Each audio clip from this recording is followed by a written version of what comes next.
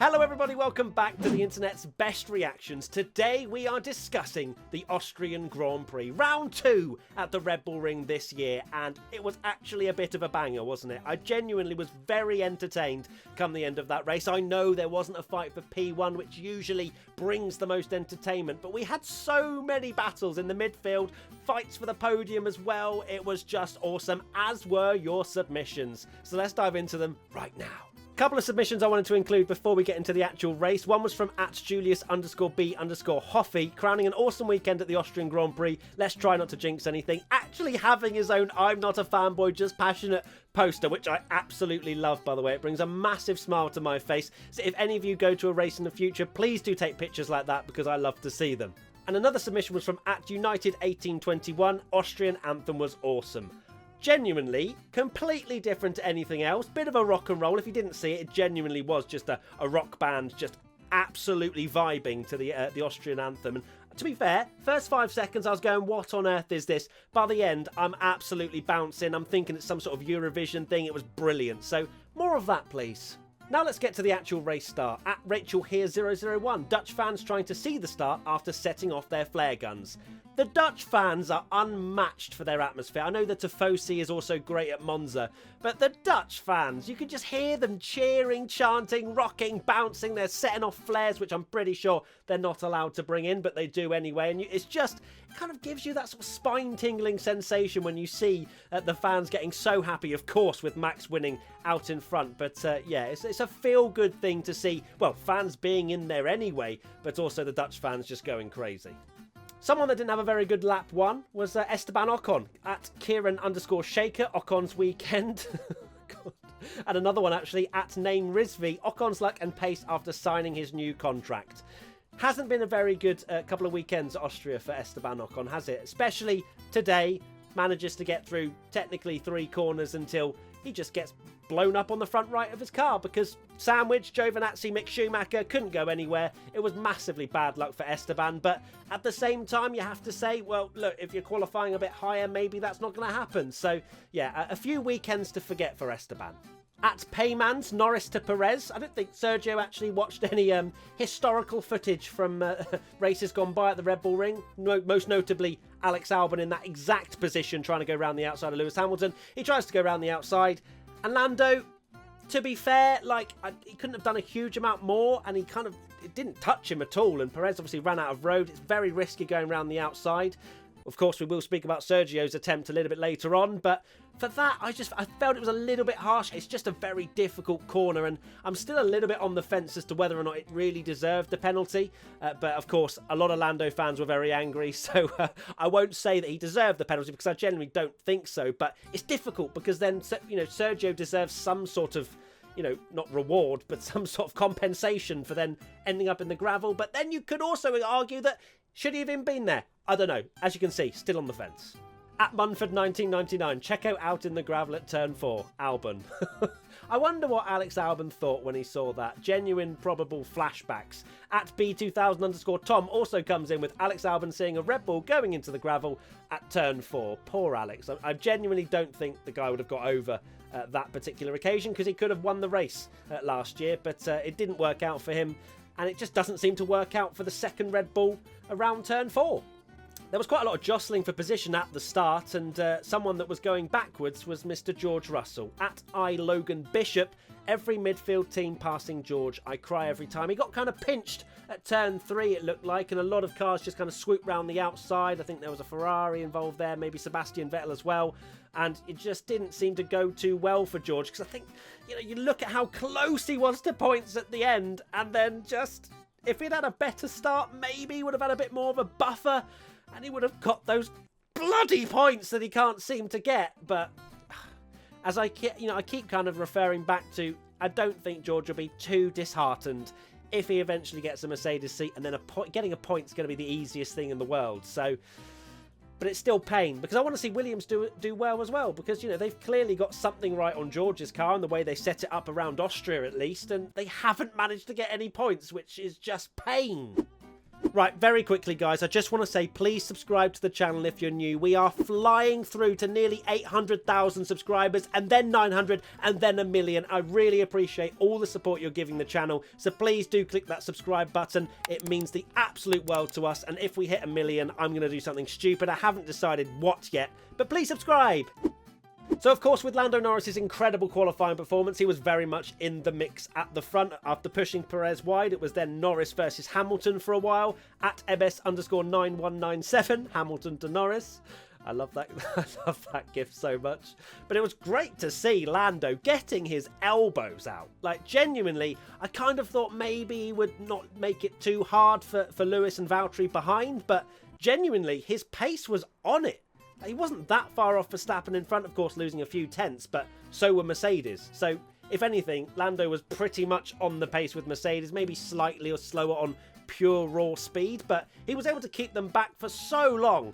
And maybe, just maybe now, the haters, the doubters, obviously not the Lando Norris fans, I know there's a lot of you, but the ones that have said, oh, you know, he's not actually as good as Leclerc and Verstappen, you can probably put him in that equation, I'd say now.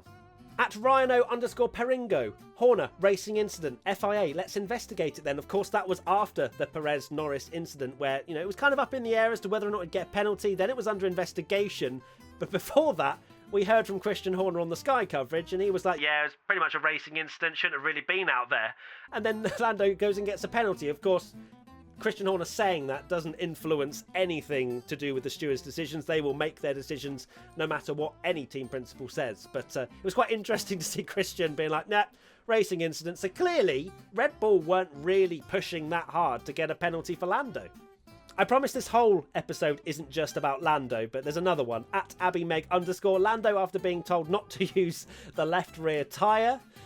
That's actually really good. A really good picture. I enjoyed that. And yeah, I was obviously trying to push really hard, trying to keep Hamilton at bay, but also trying to make sure that he can do a one-stop like everyone else was kind of doing at the front. So I'm just unbelievably impressed with how he drove today. And bit of a shame, of course, that he got that penalty because it seemed as though P2 would have been on the cards.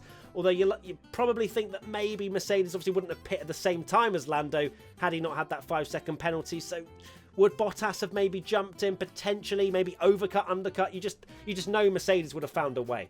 Oh, there's another Lando meme. At Fusion Gamer J1, Lando right now. Let Hamilton. Oh, that's really good, and I don't think I really need to explain anymore. Now, we had a great ding-dong battle between Lewis and Lando, but also a great ding-dong between Sergio and Charles, at least to begin with. At 2D Skills, Leclerc to Perez. Of course, when Charles got past Sergio at the beginning of that battle, sort of earlier on before it started to spill over, it was like, wow, that Ferrari is pretty damn quick and very good at following cars. Is Sergio going to struggle to get through this massive DRS train? Well, yes, it's the short answer, because it all started to go very wrong for Sergio, didn't it? But we'll get on to that. At Nuanced Tumour, back to the Lewis and Sergio incident. Stewards give Lando 5 seconds, but don't show us the replays. Conspiracy. So, of course, he was under investigation for a while, and then Lando was slapped with that 5 seconds. I'm not going to go into whether or not it's a conspiracy, because, of course, we saw the T-cam, and it's a bit harsh, maybe, the 5-second penalty. I feel like I'm kind of like going a little bit over towards the harsh because it's lap 1, etc. But you know my reasonings already. Still a little bit on the fence. But yeah, maybe a little bit harsh. Now, shortly after Lando probably found out he had his 5-second penalty, Lewis got through. At Pan A from Marge, Lewis complimenting Lando on the radio. How wholesome was that? When Lewis was just saying that Lando was a great driver. I was kind of just there like, that's my boy. It was totes emosh. Don't know why I just said that phrase, I'm sorry. At Daniel_avocado_, I wonder who they support. The DRS train starting like. I don't think the DRS train was actually as bad this week as it was last week. Maybe it's because of the softer compound of tyres and maybe the tyre degradation causing a few more mistakes and drivers to get through a little bit easier, but I didn't think that the DRS train was that bad at all, and it actually made for some really close racing, which I enjoyed. Now, there wasn't much talk about this, and this is the only tweet about it, but I thought I'd include it. At 4Nash, Merc, rain please. It's actually quite a funny picture. Of course, the whole week it's going to rain for the weekend, and we didn't see anything apart from some few spots on Friday once again. As I said last week, I give up with weather forecasts. I'm never believing it until it's literally raining on one of the competitive sessions. Because until then, just don't look at the weather. There's no point. Now, I'm pretty sure I've seen at least 200 different submissions from different people about penalties and the stewards this afternoon. At McLaren_Marlborough, the FIA saw they were being criticised for not penalising rule breaks and decided that wouldn't be happening today. And there's another one at MRT Truth, FIA today. There were a lot of 5-second penalties. Some were probably fair, some probably weren't. But my God, it was quite difficult to keep up with. I kind of need a sort of +5, +10 on the graphics just to kind of understand. Because I think Perez had it all the way to the end of the race, didn't he? But we didn't really have any of that on the screen, which would be nice to keep up with it when the stewards just decide to make it rain. At Vivero Boy, this is where it all starts to spill over a little bit between Sergio and Charles. Lando knowing that Checo received a 5-second penalty. Of course, if Lando's going to get a penalty for his incident, when Sergio and Charles decide that, well, they're just going to do exactly the same thing, of course, Sergio's going to get a 5-second penalty. Charles was not happy at all. It was a slightly different incident because there was a bit of contact, and I felt like there was a bit of frustration as well from Sergio after quite rightly being in a great position at the start. Of course, you're going to be really frustrated to be battling down in the midfield, but it was great TV. You know, hearing Charles on the team radio, well, it wasn't just once, was it? It was a few times. But yeah, it was great entertainment. Right, this is a good one. At PHLSFO, don't know how to say that. Live look at Charles Leclerc at the Austrian Grand Prix. He did pretty well not to spin or kind of end up in the wall after the amount of times he just dipped a few wheels into the gravel after going side by side with the Red Bull, but wasn't particularly happy, I don't think, at the end of the race. And this probably sums it up quite nicely. At Badman_Harry, Leclerc when he sees Perez in the weighing scales after the race. I don't think it was quite Verstappen versus Ocon at Brazil, but I'm sure there would have been a few choice words between those two in private. I'll include another one because maybe some of you don't believe me. There's another penalties one at JohnBro78586311. Another penalties one. Honestly, there were so many, and I'm sorry if I didn't include yours. You all had amazing ideas, but unfortunately, they were all the same. Speaking of penalties, Yuki Tsunoda apparently doesn't know what a white line is. At Robert Ryan 24342, AlphaTauri, Yuki, don't cross the pit lane entry line. Yuki, okay, also Yuki. He did it twice. Like, it generally felt like deja vu, and fair enough, making one mistake of going over the line, but I know turn 9 is quite difficult because it's very fast, and you can see a lot of the drivers sliding to try and slow the car down but not lose time. But Yuki just decided to break the rules twice. Right, there's another penalties one at Bunder Sandler, the stewards during the Austrian Grand Prix. Honestly, they were relentless. I'm sorry, I'll stop including them now, but there were quite a few funny variations, to be fair. Right, let's reflect on George Russell's fight with Fernando Alonso, which firstly was amazing, by the way. Those two showed so much respect for each other, and it was on the edge but brilliant racing. At Elliot R. Harris, Fernando, leave Russell alone, please. Fernando's got over 1,900 career points. George Russell has 0 in a Williams. Could he not have just sat there for a few more laps? You've got to wonder. But either way, the actual racing itself was brilliant. It was very much, as I say, on the edge. George trying to hold on those tyres. Fernando clearly much quicker, then eventually managing to get through. George tried a little sweep back at turn 4, but it will come, okay? It will come, but just not yet. At DC Gaming 92 pretty much sums up what most of us were feeling, I imagine, watching the Russell and Alonso fight. Very much nail-biting stuff, and thought maybe it might end up in a crash, and that's the way George doesn't get points, but alas, it was just an overtake. And then to kind of sum it up afterwards was at its_broken4, Russell out of the points. The Williams is built in such a way I'm not expecting miracles at Silverstone, but with sprint qualifying, who knows what might happen. Another George Russell meme, sorry, at Barp the Wire, Russell finishing P11. We've got to reflect, we've got to give him the airtime because he deserves it. It was a brilliant performance once again from George. He put himself in the position. The only thing really he could have done better was the start because he started in P8. But then by the end of lap 1, he was out of the points. So maybe he'll be kicking himself a little bit for not having a better lap 1. Who has won Tweet of the Week? Right, Tweet of the Week time now, and this one is a little bit different because they've kind of included 2 memes, and it's won me over. At McLaren Lando, this race in 2 memes. One, of course, being the time penalties stuff that made me laugh very much, but also that second one where it's the fight between Lewis, Lando, Charles and Checo is just so funny. So well done, McLaren Lando. Elaine, I think you're called. Congratulations for winning Tweet of the Week. You'll be getting an amazing Fanatec prize sent to you very soon. Okay, social media team championship time now. Let's see who has got the top 3 spots for the Austrian Grand Prix. Right, in third position, I had to. It didn't matter what they'd tweeted.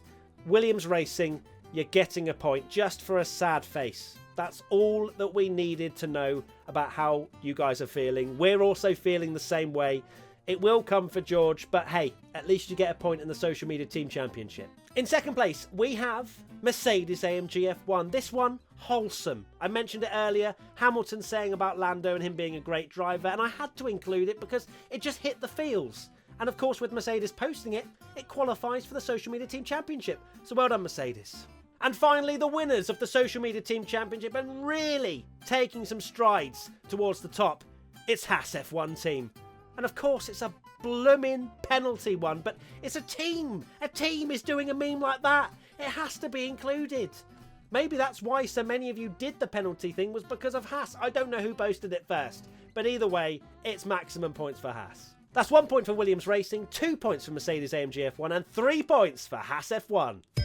And now it's time for Race Rundown with your host, Matthew Gallagher. Okay, race rundown time now, and F1 haven't posted the graphic that I always read off, so now I'm doing it off some terrible web page, and this could be horrendous. I might just sack this off. Let's do the finishers of the Austrian Grand Prix. Verstappen, Bottas, Norris, Hamilton, Sainz, Perez, Ricciardo. See, there's too much gap between them. My brain can't comprehend. Verstappen, Bottas, Norris, Hamilton. Verstappen, Bottas, Norris, Hamilton, Sainz, Perez, Ricciardo, Leclerc. I'm so hot. Like, honestly, I'm burning up. That was a weird noise. Verstappen, Bottas, Norris, Hamilton. Verstappen, Bottas, Norris, Hamilton, Sainz. Verstappen, Bottas, Norris, Hamilton, Sainz, Perez, Ricciardo, Leclerc, Gasly, Alonso, Russell, Tsunoda, Stroll, Giovinazzi, Latifi, Raikkonen, Vettel, Schumacher, Mazepin. That'll do.